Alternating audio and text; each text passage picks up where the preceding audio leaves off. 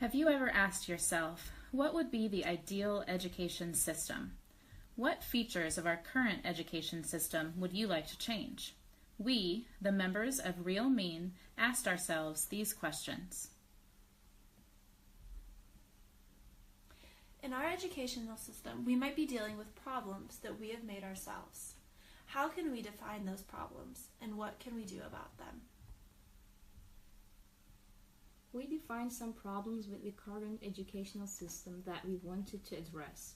Through careful thinking, research, and our own creativity, we have designed the real education system.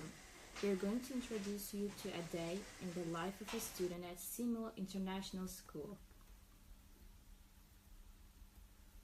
Meet Sam. He is an 8-year-old student at Seymour International School. His school understands the value of sleep for a student's health and well-being. Research by Luffy and colleagues shows that delaying school start time in the morning can enhance cognitive performance by improving attention level, increasing rate of performance, as well as reducing mistakes and impulsivity. Sam can arrive at school any time between 8 and 10 a.m. This way, he can get the sleep his young mind needs to best perform at school. This provides flexibility for families to drop off their students as well. As students arrive at school during the 8 to 10 block of time, they have the freedom to choose a warm-up activity that interests them. Students can explore their own interests, ranging from daily exercise to dancing along with their favorite song, to planting in the garden, to cooking their breakfast. Today, Sam chooses to paint. The Seymour International School follows a project-based learning design, according to Vinja and colleagues. In project-based learning, small groups of students work together on meaningful problems under the guidance of a tutor. A project-based learning cycle generally consists of 3 phases: initial problem discussion, a self-study phase, and a reporting phase. In the initial phase, students brainstorm real-world problems that need addressed and that pique their interest. During the self-study phase, students conduct research in groups to develop a knowledge base that can be used to solve the problem. Finally, in the reporting phase, students have the opportunity to share their final work either with the school or larger community. This can take many forms, including websites, models, plays, and so on. According to Baser et al., project-based learning was efficient in enhancing students' advanced technological and collaborative skills, as well as exposing them to practices for integrating technology into science. For the majority of the school day, Sam and his classmates work collaboratively on projects that incorporate multiple subject areas aimed at solving a certain problem. These projects align to set learning targets identified by the teacher and students. For Piaget, all knowledge is a construction resulting from the child's actions. At 10 a.m., once all students have arrived, the teacher leads a morning meeting. This meeting reviews current learning targets for students and allows students to share the progress that they've made. Students can ask questions and let the teacher know of any materials or resources they may need. In a project-based learning setting, the teacher's role is that of a facilitator. The teacher is there to guide and to create interest. If students get stuck or off track, the teacher can provide one-on-one attention or bring in resources to help manipulate their interests in the right direction. The teacher also ties in real-world connections, bringing in experts to talk with various groups of students. And now, a word from our sponsors. Created using Powtoon.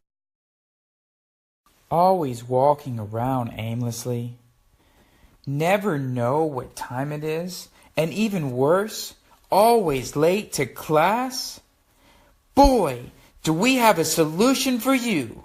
Introducing the new Shockwatch 3000 with over 25 new awesome features. The most importantly, wham! It comes in red.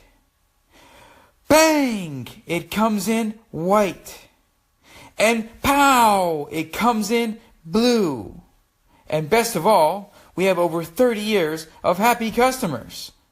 So log on now and get your shock watch today. Order at www.neverbelateagain.com.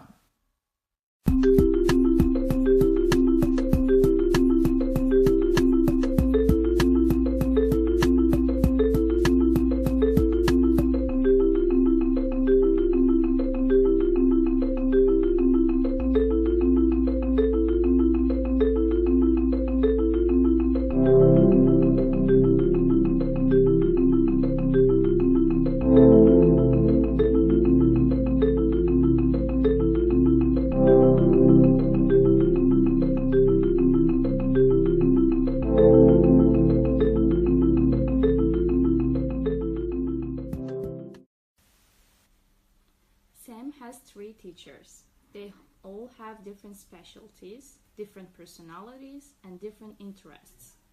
Mrs. Bailey specializes in all art forms. She is quirky and eccentric and loves to teach content through body movement. Mr. Ireland specializes in math and science. He loves to use technology while teaching.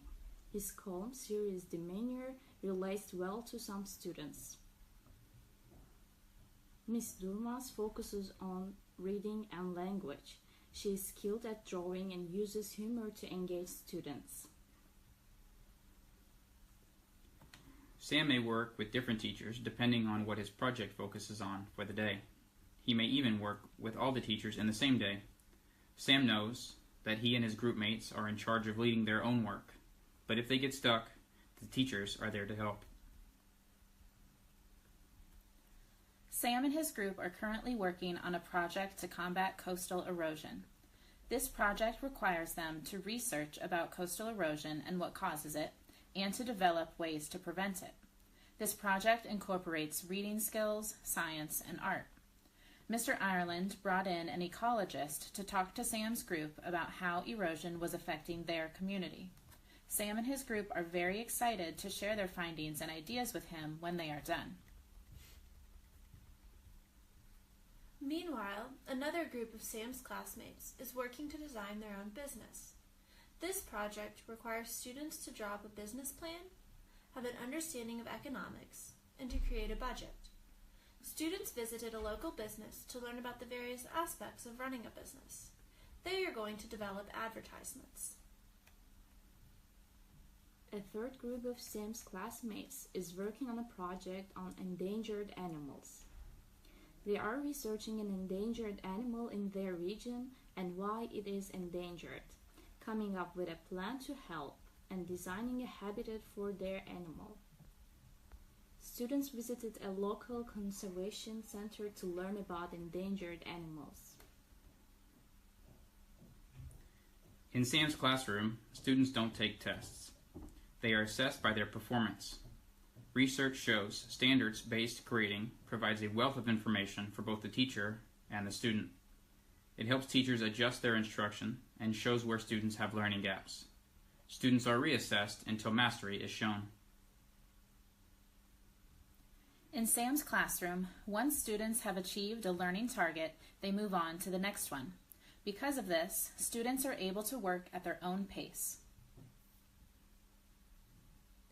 Students are not grouped by age or grade, but rather by which targets and skills they are working on. When students master all of a group's targets or skills, they will move on to another group. According to Piaget, he saw intellectual acts as acts of organization and adaptation to the environment. After the school day ends, Sam goes home and continues his learning with his peers and family. Sam has many things to tell them about all of the exciting things he did today. He sees an interesting video about endangered animals, and he shares this video on his Facebook account. Some of his friends who are working on the Endangered Animals project make comments on his video. Their teacher likes the video and shares a YouTube video link which includes interesting content related to the topic.